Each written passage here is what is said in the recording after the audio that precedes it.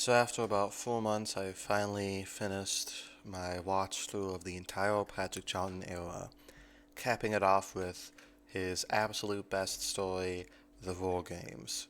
Um, there's a lot of great Patrick Troughton episodes, but I think this one takes the cake. It's 10 parts. I watched it on VHS because it was really cheap on eBay, and I thought, hey, might as well get it. Luckily, both tapes worked absolutely fine.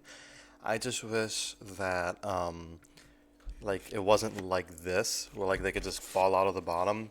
Like why can't it just be like every other VHS tape, where like they're on the sides, or you could just open it up and they're inside it. I don't know who decided like what, why is it like this? But anyway, that's besides the point.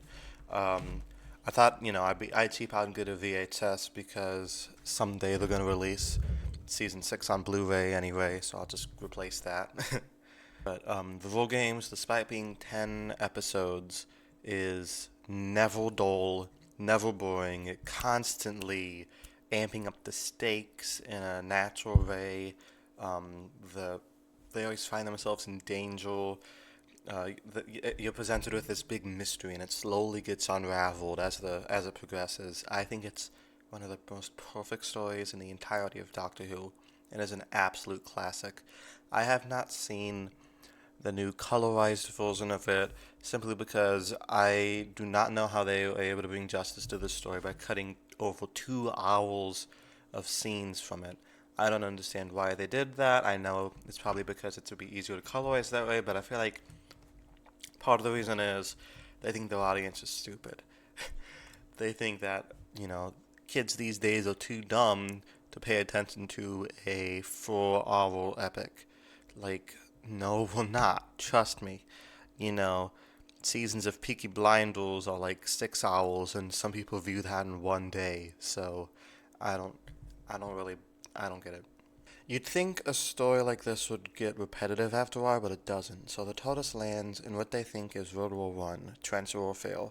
Very intense shit is happening, and then all of a sudden they're in like ancient Rome, or they're in like the this other like revolutionary war, and then they're in the Civil War with awful American accents, as usual for classic Who. But it never gets dull because you just keep thinking like, what is going on here?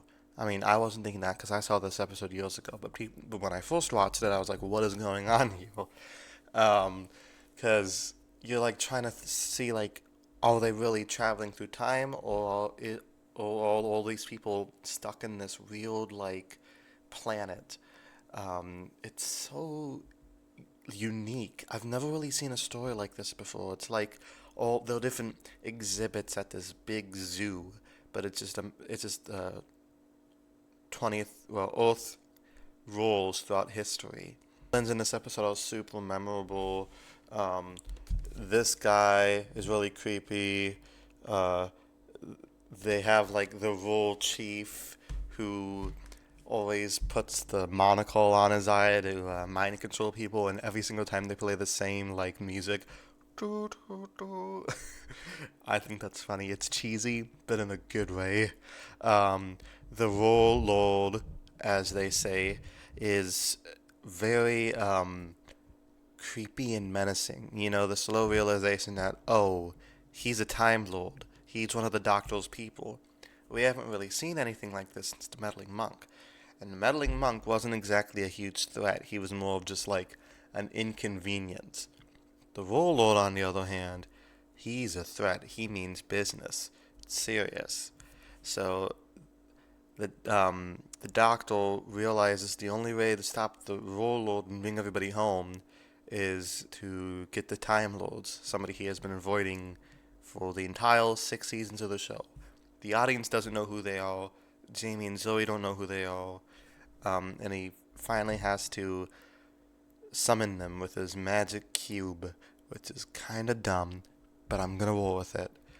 And the whole thing with like Jamie and Zoe are like, oh, the doctor doesn't know how to use the TARDIS. Like, he's not gonna be able to get you guys anywhere.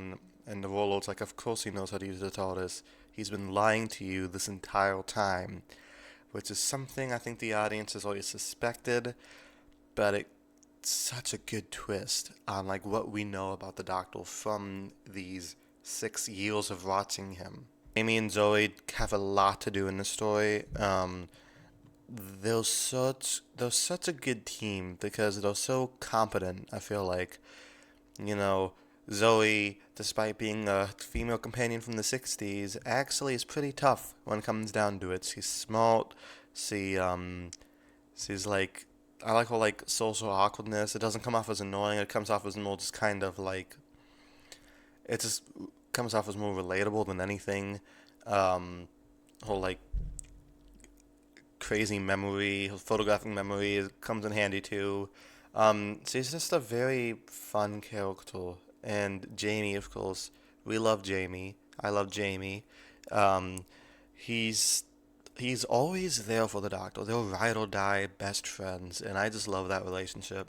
After he calls the Time Lords, and you'll met with this like so intense sequence for Classic Who. It's so intense as the Doctor, Jamie and Zoe are trying to rush back to the TARDIS and run away, but time starts to slow down because the Time Lords are fucking with time. It's so intense, and they're trying to reach the knob on the door. It's such a crazy scene. It's so crazy. And it's one of the best cliffhangers Doctor Who has ever had. The War Games is filled with great cliffhangers. There's like the Doctor being hooked up to that like electric chair thing.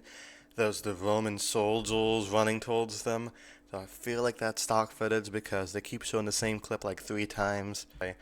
The beginning of the final episode is so intense too. Like when the Doctor's trying to run away, and we get back to like some old locations, like the Fury from the Deep, and then they're in the Rubber Field. For some reason, there's a Rub on a second time. I don't know why they run away, but the Time Lords are like onto them. They say, "Doctor, your travels are over." It just sends chills up my spine. It's so intense. And the Doctor is put on trial for the first time, not the last time, Colin. Um, and most of all, the Warlord stops existing, which is a horrible sentence. He literally just stops existing. So we're probably not going to see him again. I'm sure Russell will find some way to bring him back. Jamie and Zoe are sent back to where they came from. Zoe is sent back to the wheel in space. Jamie is sent back to the Highlands, and they have their memories erased, which is awful because both of them have had like they've grown as people so much, especially Jamie, and to see them revert back and have all of their memories erased is tragic. It's just like Donna. Um, so seeing them leave the show is so sad. Also, I met them at a con a couple years ago, so I just love their actors so much. They actually came back to, so I actually met them twice. The first one was when I took this photo with them. Then they came back to the one they had a few weeks ago, and I asked them what it was like to film Tales from the TARDIS, because if you guys don't know, they they came back recently in this little short film to celebrate the 60th anniversary of the show, and they loved it. Like I loved seeing them again, because they got their memories back, and they just kind of got to reminisce about traveling with the Doctor. It was so sweet, and seeing that like they always had those memories. It's deep within. Like Zoe names her son after Jamie. Um, it's just so sweet. Like, they might have forgotten, but you never really do forget.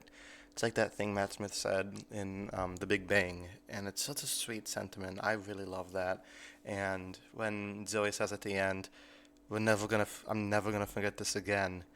That was just so heartwarming. Being a fan of these two characters for so long, seeing them to finally come back and have the memories restored was beautiful. I loved it. That's honestly Tales of the TARDIS. I enjoyed that more than I enjoyed the actual 60th anniversary specials. But I think I'm going off on a tangent here. Back to the episode themselves. Back to the role games itself. So, after after the Warlord stops existing and Jamie and Zoe get the memory wiped, the Doctor was put on trial here. So they're like, "Doctor, you have been interfering in time for the past 6 seasons. You have to stop." And the Doctor's like, "Hold on a minute. I fought the motherfucking Crotons. I fought the Croaks. oh, and the Daleks and Cybermen and the Yeti, but I fought the Kroaks. And they're like, well, I guess you do good stuff. Well, the speech Charlton has in the finale, in the final episode, is so good. I can't really recite a roach rule, but he talks about how there's so much evil in the universe, and someone has to fight them. If the Time Lords just sit back and watch, somebody has to actually stand up and do good. And I think it's Patrick Troughton's defining moment as the Doctor because it shows what he has did for his entire run as the Doctor.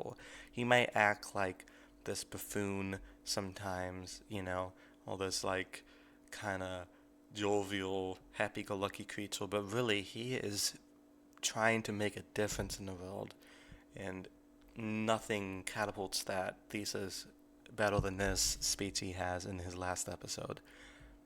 I always thought Patrick Troughton gave an amazing performance as the Doctor, and given that this is the last story, having that speech to end it on is amazing. The Time Lords are like, okay, we're not gonna make you stop existing like that other guy, but we will send you to Earth and turn you into John Pertwee. And the Doctor's like, wait a minute, that sucks. And his regeneration is so eerie and creepy. No regeneration since or before has unsettled me quite like this one. They have him, he's talking, and then he just starts speaking gibberish, and then he disappears, and he's in this black void, and he just starts having all these 60s psychedelic effects done to him, some movie maker shit, and then he starts spinning around, and you see his head disappear, and his legs disappear, and then all that's left is his hands floating and him screaming into the void, and that's the end.